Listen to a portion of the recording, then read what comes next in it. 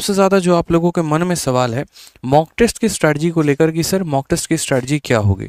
तो एक छोटी सी बात हम आपसे डिस्कस कर रहे हैं, समझिएगा मेरी बात को, ठीक है। कि पेपर में अभी आपका क्या करना चाहिए, क्या मॉक टेस्ट लगाना चाहिए, मॉक टेस्ट लगाना चाहिए तो कितना मॉक टेस्ट लगाना चाहिए, ठीक है। और अभी जो पेपर आ रहा है क्या उसमें आपका पेपर का पैटर्न बदलने से या जैसे नंबर ऑफ क्वेश्चंस मेंस में बदले हैं तो उससे क्या क्या प्रभाव होगा। सबसे पहली बात हम आपको ये बता देते हैं, इस बात को ध्यान रखना।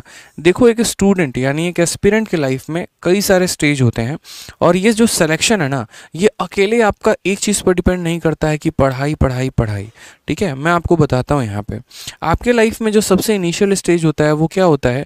तो सबसे पहले आप प्रिपरेशन करते हैं। प्रिपरेशन आप कोचिंग लेकर करते हैं, प्रिपरेशन आप सेल्फ स्टडी लेकर करते हैं, प्रिपरेशन आप यहाँ पर ऑनलाइन ऑफलाइन अलग अलग जगह से पढ़कर करते हैं। लेकिन मेरे भाई सिलेक्शन जो होता है वो एकमात्र प्रिपरेशन से नहीं होता, ये आपको मैं बता दूं। आप मुझसे कि आप किसी भी टॉपर से पढ़ेंगे जिसने बहुत अच्छा स्कोर किया होगा, ठीक है, तो आप उनसे भी एक बात पूछेंगे कि भैया आपका सिलेक्शन कैसे हुआ, क्या हुआ। हमेशा एक बात आपको मिलेगी ज़रूर कि प्रिपरेशन से कई गुना ज़्यादा हमने प्रैक्टिस पर काम किया। प्रैक्टिस क्यों करते हैं आप इस बात को समझिए। आप यहाँ पर मेरे भाई वनडे कॉम्पिटिटिव एग्ज़ाम दे रहे हैं, आप यूपीएससी की तैयारी नहीं कर रहे हैं जहाँ पर आपको रिटन का पेपर देना है। और इस वनडे कॉम्पिटिटिव एग्ज़ाम में क्या होता है, सारे के सारे क्वेश्चन आपके ऑब्जेक्टिव होते हैं, ठीक है। जहाँ पर सवालों की संख्या कई ज़्यादा होते हैं और आपके पास समय जो होता है वो काफ़ी ज़्यादा कम मिलता है। तो आपको ऐसे समय में जहाँ पर क्वेश्चन ज़्यादा हैं और आपके पास टाइम कम है, तो ऐसे जगह पे कंपटीशन को बीट करने के लिए आपकी जो स्पीड होनी चाहिए ना वो कई गुना ज़्यादा होनी चाहिए। और स्पीड ज़्यादा कब आती है, स्पीड ज़्यादा सिर्फ और सिर्फ एक चीज़ से आती है, वो होता है प्रैक्टिस। आपकी पकड़ जितनी ज़्यादा अच्छी है, आपका कंसेप्ट जितना ज़्यादा क्लियर है और कम समय में आप जितने ज़्यादा सवाल लगाएंगे आपके मार्क्स उतने बेहतर होंगे और मार्क्स जितना बेहतर आप सिलेक्शन के करीब में उतना ही पहुंचेंगे। आज के समय में बच्चों को क्या है कि किसी भी तरीके से बस हमें सिलेबस को कंप्लीट करना है, हमें थोड़ा बहुत मेंसुरेशन पढ़ लेना है, थोड़ा बहुत ज्योमेट्री पढ़ लेना है, थोड़ा कर करके हम अपना सिलेबस अपने अनुसार कंप्लीट कर लेंगे, अपने मन को सेटिस्फाई कर लेंगे। हाँ हमारा तो हो गया सिलेबस, अब आराम से हम पेपर दे पाएंगे।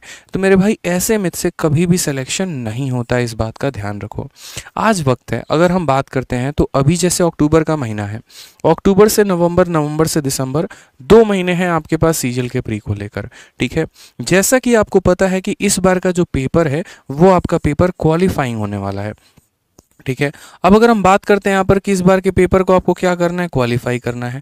अब पेपर को क्वालिफाई करना है तो इसका मतलब क्या होगा, क्या आपके लिए नंबर मायने नहीं रखेंगे, क्या ऐसा होगा कि बस आपको इतना ही पढ़ना है कि आप पेपर को क्वालिफाई कर पाएँ, तो ऐसा नहीं है, ठीक है। आप इस बात को समझिए, हमें इस तरीके से नहीं पढ़ाई करना कि हमें पेपर को क्वालिफाई करना है। मैं आपको यहाँ पर बता रहा हूँ, अगर आप वाकई में सिलेक्शन लेना चाहते हैं तो आप शुरू से ताबड़तोड़ मेहनत करिए और इतनी ताबड़तोड़ मेहनत करिए कि कम से कम इस बार का प्री का आप टारगेट लेकर चले खुद में कि भाई हमको 160 प्लस एट एनी कॉस्ट लेकर आना ही आना है, ठीक है।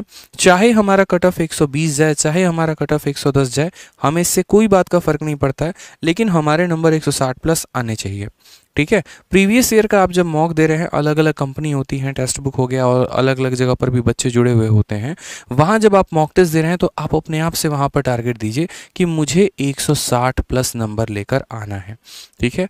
इस 160 प्लस नंबर लाने के लिए आपको मैथ, इंग्लिश, रीजनिंग, जीएस चारों सब्जेक्ट पर फोकस करना पड़ेगा। हर एक सब्जेक्ट में बहुत अच्छा स्कोर करना पड़ेगा, जो जो गलतियाँ होंगी आपको उस पर काम करना पड़ेगा, तब जाकर आपके इतने नंबर आएंगे। अब बोलोगे सर क्या ज़रूरत है 160 प्लस लाने की, कट ऑफ अगर मान लीजिए 120 गया तो हमारे तो ये नंबर किसी काम के नहीं है। मेरे भाई काम के हैं, यहाँ पर नहीं है लेकिन मेंस में ज़रूर है। ऐसा तो होगा नहीं ना कि कोई बच्चा प्री में 110 नंबर लेकर आएगा और मेंस में उसके पूरे के पूरे नंबर आ जाएंगे, ऐसा पॉसिबल है क्या। मेंस में भी तो अच्छा वहीं स्कोर करेगा ना जिसका प्री का स्कोर बहुत अच्छा होगा। और एक और बात आप समझिए, तो प्री के काफ़ी समय के बाद, मतलब काफ़ी कम समय आपको मिलता है मेंस के लिए, तो उस कम समय में आप यहाँ पर या तो अपना सिलेबस ही कंप्लीट कर पाओगे या प्रैक्टिस कर पाओगे, तो उसमें ज़्यादा समय आपके पास होता नहीं है। और इस बार तो मेंस में 2 और सब्जेक्ट आपके जुड़ चुके हैं, तो इस वजह से आपके पास समय और कम होगा, सिलेबस कई ज़्यादा होगा। तो इसीलिए अभी से एक काम करते रहेंगे कि प्रैक्टिस पर सबसे ज़्यादा फोकस करते रहेंगे, क्योंकि आप लोगों में से कहानी ऐसी भी होती है कि परसेंटेज के बाद प्रॉफिट लॉस में गए, परसेंटेज गायब हो गया, अरिथमेटिक के बाद एडवांस में गए, अरिथमेटिक गायब हो गया। तो पेपर के समय तक आप उसको रिटेन कैसे कर पाएंगे। तो पेपर के समय तक अगर आपको रिटेन करना है तो आपको मॉक टेस्ट देना ही पड़ेगा, ठीक है। मॉक टेस्ट में आप ऐसा कर सकते हैं कि जैसे सेक्शनल मॉक टेस्ट दे लीजिए। मैथ्स का एक सेक्शन का अलग मॉक टेस्ट हो गया, रीजनिंग का आप सेक्शनल लगा रहे हैं डेली के डेली, आप ऐसा भी कर सकते हैं, आप फुल लेंथ मॉक भी दे सकते हैं। आपका जो स्टडी का रूटीन होना चाहिए ना, वो आपका डेली कम से कम एक मॉक तो आपका इंक्लूड होना ही चाहिए रूटीन में आज के समय में। अगले 2 महीने तक जो बच्चा डेली मॉक दे रहा है, यूँ समझ लो उसका ग्राफ एकदम ऐसे धीरे धीरे धीरे धीरे करके बहुत ऊपर तक जाएगा। क्यों? क्योंकि वो तो पढ़ाई कर भी रहा है, साथ में यहाँ मॉक देकर 60 मिनट के अंदर पूरे 100 सवालों का भ्रमण कर रहा है, जिसमें 25 मैथ, 25 इंग्लिश, 25 रीजनिंग, 25 जीएस, सभी के सभी 100 सवालों को बहुत ही बेहतरीन तरीके से वो लगा रहा है। ठीक है, तो कहीं ना कहीं जब वो क्वेश्चन लगाएगा तो उसको तो दिखेगा ना कि हाँ उसके अलजेब्रा के क्वेश्चन गलत हो रहे हैं, उसका ट्रिको का क्वेश्चन गलत हो रहा है, फिर वो क्या करेगा? उसे छोड़ देगा? बिल्कुल भी नहीं छोड़ेगा। जब आप मॉक लगाओगे और आपको पता चलेगा कि आपके अलजेब्रा में तो स्कोर ही नहीं आ रहा है, उस केस में तुरंत भागोगे और अलजेब्रा की तरफ पढ़ाई करोगे। ठीक है, यानी एक तरीके से ये समझ लीजिए, तो ये आपका जिस तरीके से खून का जांच होता है ना, उसी तरीके से ये आपके नॉलेज का जांच है। ये बताता है बीमारी कहाँ कहाँ पर है, और उसके बाद यहाँ पर आपको उस बीमारी पर काम करना होता है। जो बच्चा अपने कमियों पर जितना ज़्यादा काम करेगा, उसका स्कोर उतना बेहतर होता चला जाएगा। तो आज से आप लोग अपने मन में ठान लीजिए एक बात, बहुत प्यारी सी बात है, कि आज से हम पढ़ाई तो करेंगे ही करेंगे, साथ में हम डेली एक मॉक टेस्ट देंगे ताकि हमारा लेवल इंप्रूव हो। मॉक टेस्ट के साथ साथ आपको बच्चे एक और काम करना है, और वो है कि आपको अपना एक डायरी ऑफ मिस्टेक्स बनाना है। ये डायरी ऑफ मिस्टेक्स की क्या ज़रूरत है?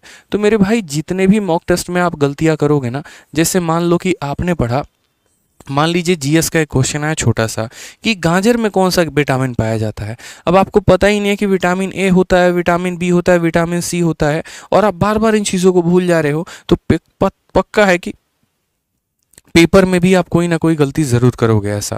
तो इसीलिए जो छोटी छोटी गलतियां होती हैं, जैसे रीजनिंग में काउंटिंग फिगर की गलती हो जा रही है, आप एग्जैक्ट नंबर ऑफ ट्रायंगल या रेक्टेंगल काउंट नहीं कर पा रहे हैं, मैथ्स में आप बार बार मेंसुरेशन का फॉर्मूला भूल जा रहे हैं, तो ये सारे के सारे काम आपको क्या करना है? डायरी ऑफ मिस्टेक्स में मेरे भाई लिखना है, और आपको उसके ऊपर काम करना है। आप मिस्टेक्स में लिखो कि भाई ये मेंसुरेशन का फॉर्मूला बार बार गलत होता है, मैं डेली इसे रिवाइज करूंगा। ये वोकैबुलरी है, बार बार गलत होती है, हम इसे डेली रिवाइज करेंगे। ये स्टैटिक जीके का क्वेश्चन है, बार बार गलत होता है, डेली रिवाइज करेंगे। रीजनिंग का एक पर्टिकुलर ये चैप्टर है या पर्टिकुलर सीरीज है, ये पर्टिकुलरली हमें ध्यान रखना है ताकि हमारे पेपर में गलती ना हो। मेरा मानना ऐसा है कि अगर आप अपने हर एक छोटे छोटे लूपहोल्स पर काम करना शुरू करें, तो आप बहुत अच्छा परफॉर्म कर पाएंगे, और जितना अच्छा आपका परफॉर्मेंस उतना बेहतर आपका सिलेक्शन।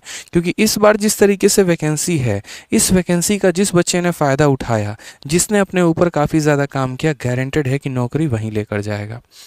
ठीक है, हमारी जो बुक है 60 मॉक टेस्ट की, वो आ चुकी है। ठीक है, और 60 मॉक टेस्ट की बुक जो है वो मेरी मेंस की बुक है।